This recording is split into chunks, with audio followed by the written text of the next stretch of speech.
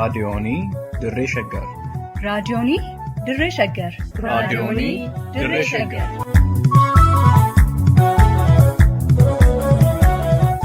raadiyoonii Dirree Shaggar. raadiyooniin Dirree Shaggar torbanitti guyyoota 3 wiixataa roobii fi jimaataa galgala sa'aatii 1 eegalee hamma sa'aatii 1 fi walakkaatti dambalii gabaabaa meetir baandii 19 kiiloo heerzii 17,000 fi 575 irratti qophii dabarsuu amma jalqaba. raadiyoonii Dirree Shaggar.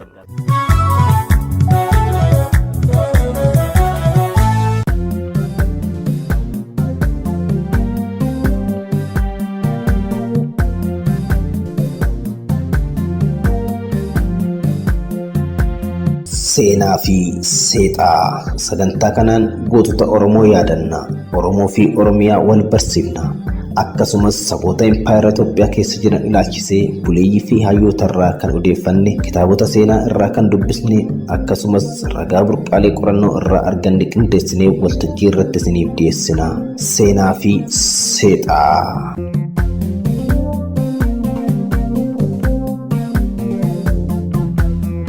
Dhaggeeffattootaa fi hordoftoota raadiyoonii Dirree Shaggar, nooruu nagaan keenya kabajaa onnee irraa madde isin haa ga'u jenna. Qophii keenya har'aatiin haasawa seena qabeessa tokko isiniif dhiyeessina. Haasawi kun kan godhame bara 1991 waggaa 33 har'aa ture. Haasawa kana kan godhes qabsaa'aa beekamaa Oromoo Obbo Damisee Sardaati.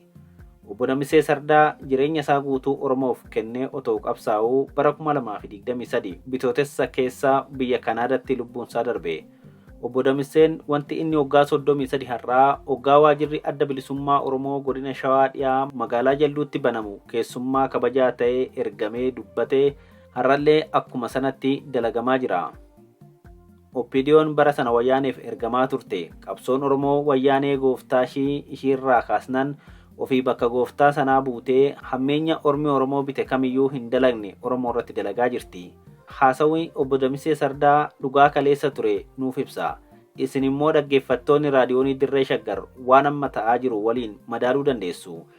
Qopheessan Duubee Wayyeessaa kan isiniif dhiyeessu immoo an Gurmeechaa Gammachuutii itti dhiyaadha.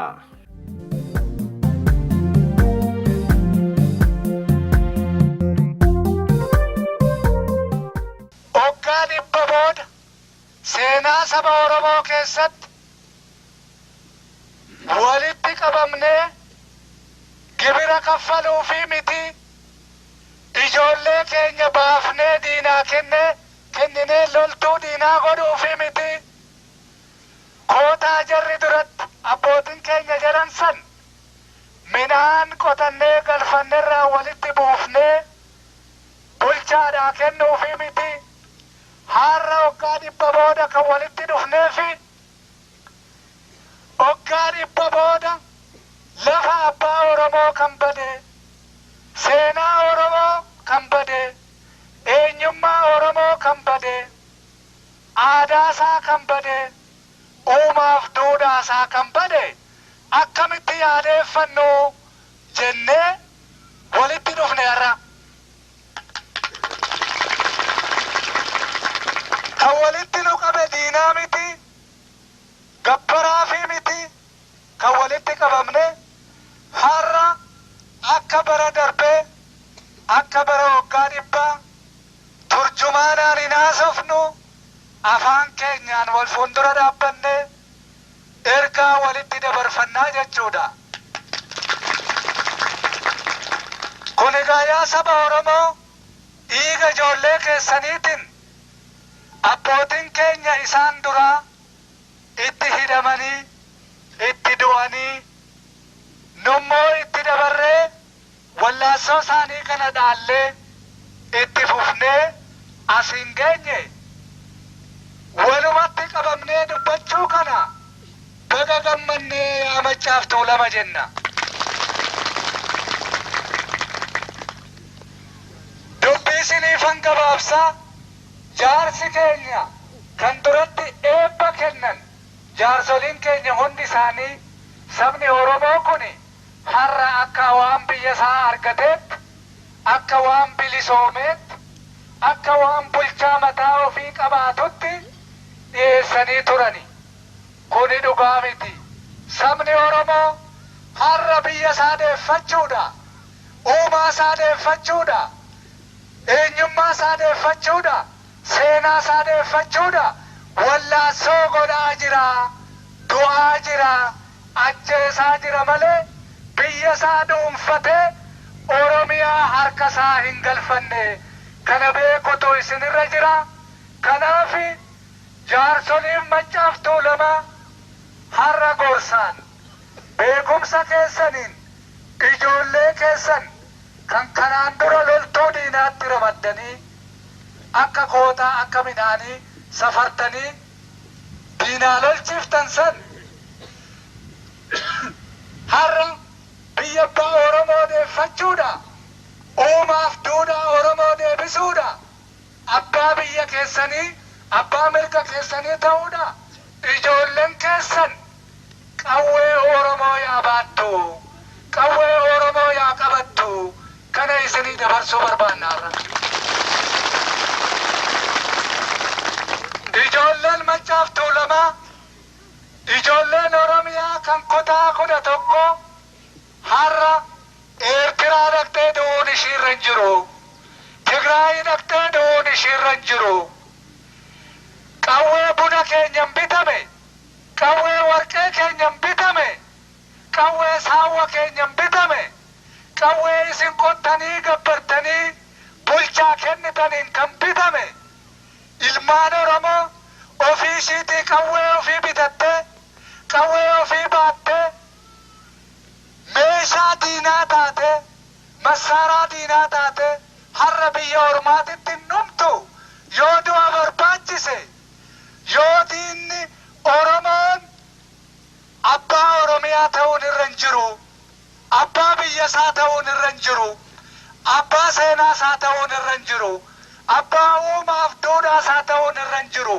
Har'a silmi Oromoo garboomee gola rafee faandoo harree keessa rafee gabbartuu ta'ee saawwa isaa odoon elmatin ormi elmee fi ormi dhugee inni zayita bitatee dhadhaa diinatti gurguree jiraachutu irra jira warri jedhan yoo jiraatani. Qawween warqee Oromootiin bitame, kan buna Oromootiin bitame, ijoolleen Oromoo kana baattee Oromiyaa kan ofii godhattee jechuudha.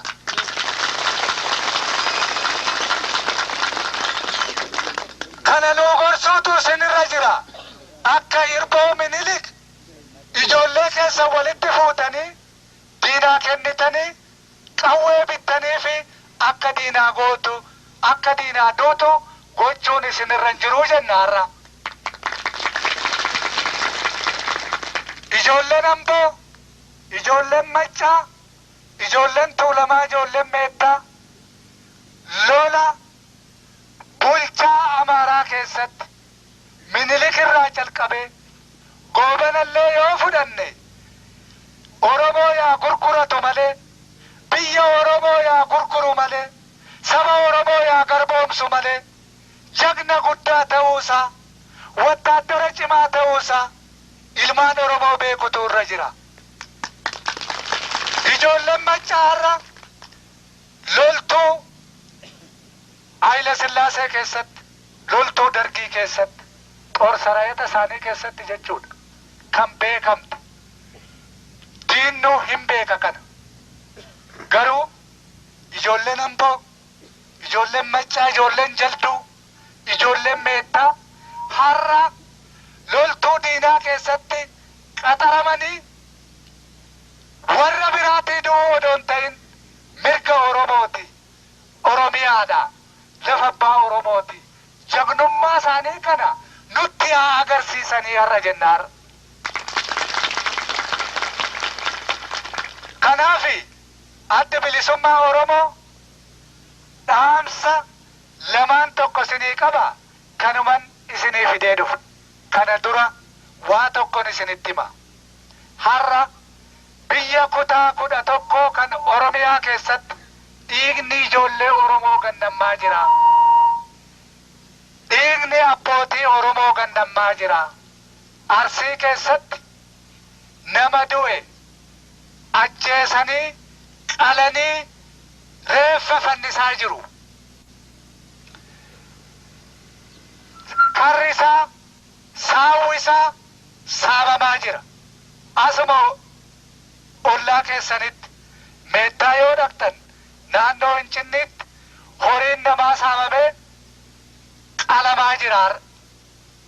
Dheengadduma kana Wallaggatti galaa loltuu adda bilisummaa Oromooti Finfinnee gadi erginee karaatti itti marsanii ijoollee nagaan galaa feetee deemtu karaatti nu harkaa fixani, nu harkaa ajjeesani, galaa waraana keenyallee hin saamani.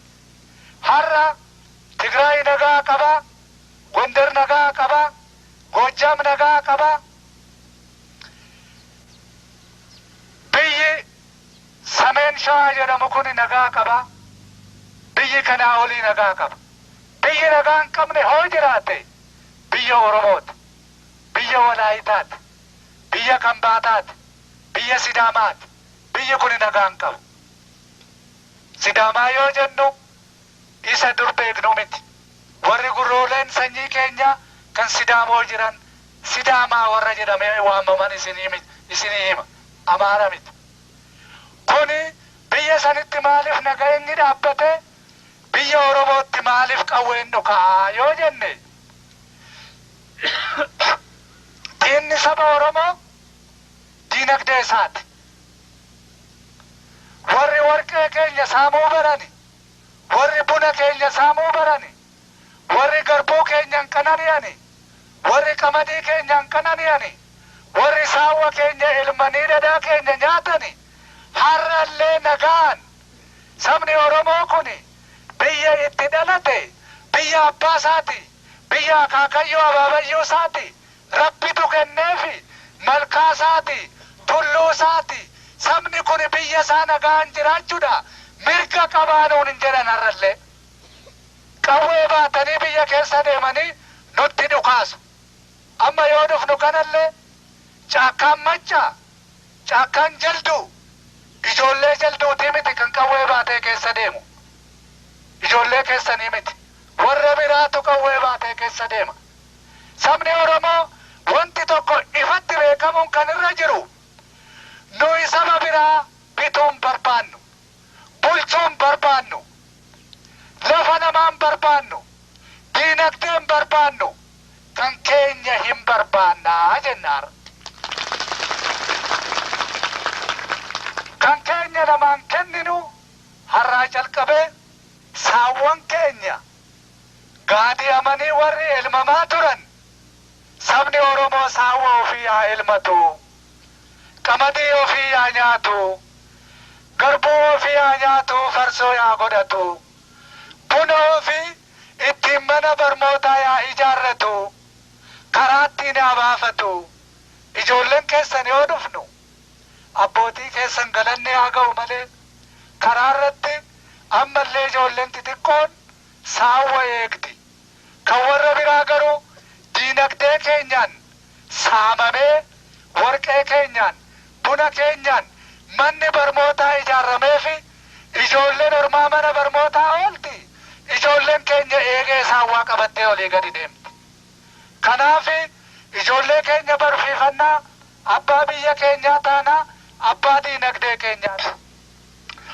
Warri Tigraayii dhufanis Gondar keessas yoo darban, Goojjam keessa yoo darban, Mansi keessa yoo darban, Maraabeetee keessa yoo darban, saba biyya sanii nama tokko qawwee eegsif hidhachiisaa dhufan. Yoo biyya Oromoo seenan qawwee eegsisuutti kaane. Kuni maaliif ta'e? Minilik akka qawween Oromoo harkan seenne barbaadaa tureeyyu. Haayile Sillaaseen kanuma itti fufe. Dargiinis Abiyoot Baqqaasaa yoo ta'e malee, liqamanbaroota isaa yoo ta'e malee, ilmaan Oromoo qawween hidhachiifne. Egaa seenaan kun akkatti inni dhufu laala. Oromoo harka qawween seennaan Oromoon abbaa biyya isaa ta'a. Nu waraanaa kan jedhu sodaa qabu. Ammas warri dhufanii nu ibsisan kun seenaa kanaa wajjin deemuu jechuudha. Akkasitti isaan laallaa jechuudha. Nuyi namni Oromoo yoo garbummaan barbaada jedhe malee yoo saba ilma Oromoo bilisummaa barbaadu tokko irratti yoo inni qawwee dhukaase malee lafti Oromoo kan Oromoo ta'uun irra hin jiru yoo jedhe malee namni Oromoo tokko hamma bilisummaa isaa barbaadutti hamma mirga isaa barbaadutti hamma seenaa isaa barbaadutti qawwee hiikachuun irra hin jiru jenna nuyi. Xanyaan akkas isin godhee isin nyaatee isin garboomsee maaloo isin godhee isin qorqee nuun jedhu. Galgala immoo nafxanyaa walitti qabanii qawwee hidhachiisaa jiru. Salaamina marragaagaat yookaan warra nagaaf tasgabii eegu jedhanii warra mirga Oromoon barbaanne Oromoon akka bilisoomuun warra hin barbaanne hidhachiisanii saba Oromootti irratti qawwee dhukaasisaa jiru har'a.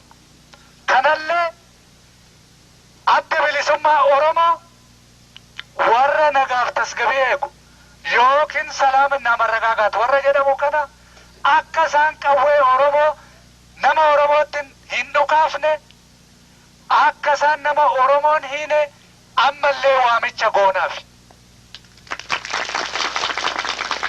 Kanaaf warri kun immoo warri hidhatanii bilisummaa ofiitii lolaa abbootii isaanii kajabaa haadholii isaanii kajabaa obboleewwan isaanii kajabaa milaacii tokkollee limmoo tokkollee abbootii isaaniitti irraan fuudhanii haadholii isaaniitti irraan fuudhanii biyya keenya yoo dhufan dinagdee nurraa saamu qawwee nurraa saamu qawwee nutti dhukaasu warri kunillee har'aa qabanii akka seeraan bulan waamicha goonaaf. Kadhaqeef lafuma Oromoo kana deebisuudhaaf lafti Oromoo kun waraqaa irratti deebi'eera awaaja irratti deebi'eera labsii irratti hojiirra oolchuudha. Gufuu guddaatu deemaa jira. Walaayitaan Oromoon lafa keetirraa lafa Oromootirraa si ari'a jedhu Tigreedhaan si ari'a jedhu Amaaraan si ari'a jedhu Guraageen si ari'a jedhu kanaaf nama biyya kanaa hunda walitti qabanii adda tokko dhaabanii akka Oromoon abbaa biyya isaan taane akka labsiin kun hojiirra hin oolle har'a Oromoo irratti diinummaa guddaa oofaa jiru. Kana eeggadhaati labsii kana hojiirra oolfachuudha. Ijoolleen keessan dargaggoon kan dur Minilikii du'aa turte kan Haile Sillaasee du'aa turte kan Dargii du'aa turte har'a Oromoo fi Oromiyaadhaa yaaduutu jenna dhaamsi adda bilisummaa Oromoo. Dhaamsi adda bilisummaa Oromoo tokko kana. Lammanni maali? Lafti Oromiyaa kan qawwee Minilikiin lafa Amaaraa jala seentee achi jalatti maqaan ishiillee namni isaallee odoo hin beekamin waggaa 100 ol turte har'a seeraan diigamtee kan Oromooti jedhamtee seera irratti deebiteerti. Baga gammaddanii isiniin jedhe. Ergaan isinii fide kanuma addi bilisummaa Oromoo hojii isaa fixateera. Hojiin isaa kun maali? Irran deebi'a bakka hundatti dubbatama. Tokkoffaa lafa abbaa Oromoo deebisuudhaaf kan inni du'aa daggalatti carraaqaa beelaa kan inni ture kanaaf. Abbootiin keessan warreen akka Koloneel Alamuu kan akka Jeneraal Taaddasee Birruu kan akka Hayilamaariyaam Gammadaa jaarsoliin keenya kan durii kanaaf du'anii kanaaf hidhamani. Dhiigni Maammoo Mazammil kanaaf ganname kanaaf fannifame. Kanaaf addi bilisummaa Oromoo lafa Oromoo deebisuudha bosona dhaqee seeraan isinii deebiseera. Tokko kana. Lammaffaan seenaa keessan deebisuudhaaf. Sadaffaan aadaa keessan deebisuudhaaf. Afraffaan eenyummaa keessan. Jaarsi keenya tokko duratti yoo waajjira kanatti alaabaa fannifannu maqaallee nu geeddaranii tolasaan jibbamee badhaasaan jibbamee malkaan jibbamee, ilaalli jibbamee, kallachi jibbamee, caaltuun jibbamtee, meeti jibbamtee, dureetti jibbamtee, sandaafeen jibbamtee, almaazii fi sannaayitti taate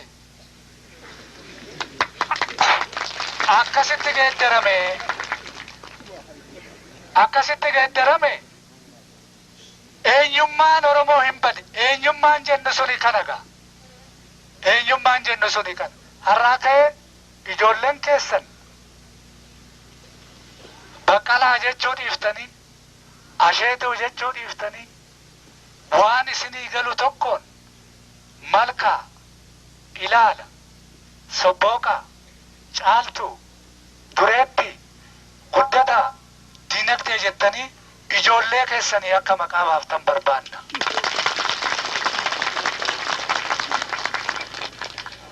Yaada tokkoon, karaa tokkoon, fedha tokkoon akka kaatan isin gaafanna. Waa'ee filannooti gaa yoo danda'ame yoo diinni waraana nu banuu baate filannoon kun ishii mirchaa jettan kana arba sanii miti, arba Mangistuu Hayilamaariyaam sanii miti. Kan jaldu bitu, kan jaldu bulchu ilma jalduuti jenna nuyi. Nama isin filattan jenna nuyi. Mootummaa Oromoo isin bituudhaafii miti, isin bulchuudhaafii miti. Isin abbaa biyyaa gochuu, abbaa mirgaa gochuu, abbaa seenaa gochuudhaaf. Kanaas nama jaalattan ofiif filattuu jechuudha. Filannoon dhiyoo kanatti hin deema. Filannoon kun yoo deemu nama afaan Oromoo dubbatu odoo hin ta'in nama Oromoo ta'e filattuu jechuudha. Warri afaan Oromoo dubbatan, warri gaa durumaa calqabee ergamtuu diinaa warri ta'an guutaniiru. Egaa kana nama Oromoo ta'e tokkoo fi nama afaan Oromoo dubbatu tokko gargar baaftanii filattanii ijoolluma keessan keessaa nama waradaa bulchu, nama awraajjaa bulchu, nama kiflaagar bulchu, nama hojii adda addaa isinii hojjetu kana hunda hin qopheeffattu jechuudha. Barmoota asitti bartan kanallee gara fuuldura afaan keessaniin, qubee keessaniin bartuu jechuudha. Kana gaa eenyummaa abbaa Oromoo deebisuun. Kanaafi egaa namni dheeraan dubbii dheeressaa asumattan isinii gabaabsaa yaa saba Oromoo hoggaa 100 rafteertaa sigaa garagaligaa kai Oromiyaa abbaa Oromoo ta'e isin jenna. Oromiyaan wallaansoo Oromootiin hin dhugoomti, hojiirra oolti. Oromoon saba adda addaa wajjin walqixxummaa fi bilisummaadhaan obboleemmummaadhaan wajjin jiraata. Injifannoon yookiin mooyin kan saba Oromooti. Fayyaa ta'a.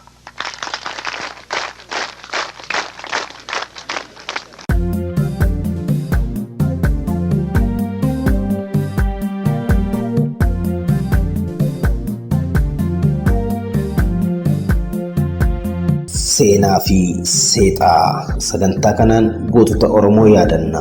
Oromoo fi Oromiyaa wal barsiifna.